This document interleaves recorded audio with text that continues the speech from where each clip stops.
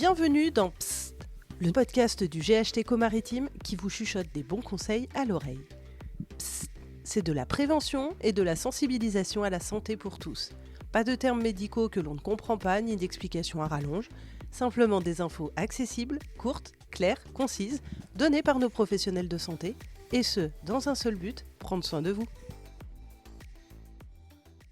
Je m'appelle Lecomte Jonathan, je suis médecin du sport. Je travaille à 50% à l'hôpital de Dieppe, 50% à l'hôpital de Au sein de ces établissements, je reçois les patients en consultation de médecine du sport.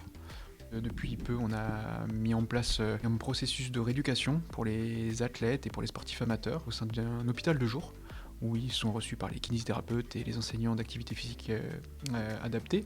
Et nous, notre rôle de médecin, c'est de superviser un peu leur prise en charge et de voir si la rééducation se passe bien.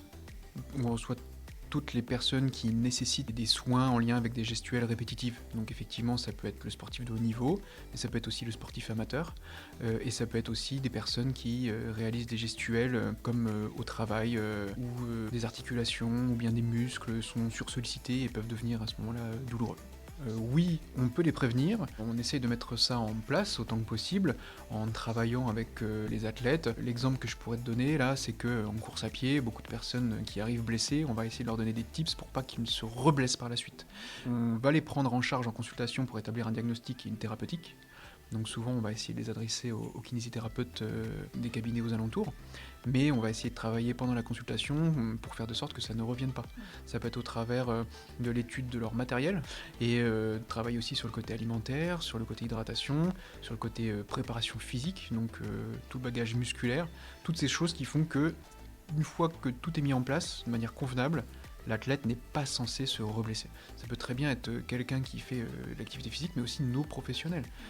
À partir du moment où on fait des gestuels répétitifs ou simplement si on a mal et qu'on ne sait pas pourquoi on a mal, on peut poser la question à un des médecins du sport de l'hôpital. En fait, tant qu'il n'y a pas de grosses problématiques rhumatologiques sous-jacentes, ça peut très bien être pour nous au sein de la médecine du sport.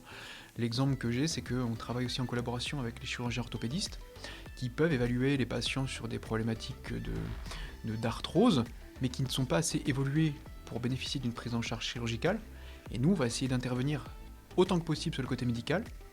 Et tant qu'on est efficace, les patients ne se font pas opérer.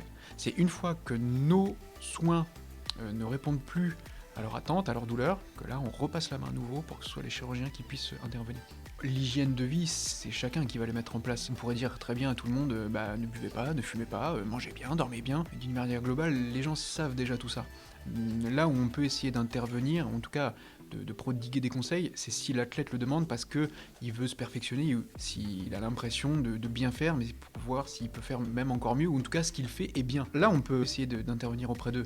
D'une manière globale, notre but, c'est pas non plus d'intervenir avec la vie du patient ou de l'athlète en lui-même. Quand il va au fast-food, on sait très bien que c'est pas bien, mais en même temps, on va pas non plus se jeter la pierre si on en fait un de temps en temps parce que c'est le côté plaisir. Faut pas hésiter, il y a quelques fois des problématiques qui sont prises en retard parce que le patient ou l'athlète s'est dit tiens j'ai une douleur mais ça va passer. Si on a le moindre doute, je préfère qu'on soit amené à se dire j'anticipe, je prends rendez-vous.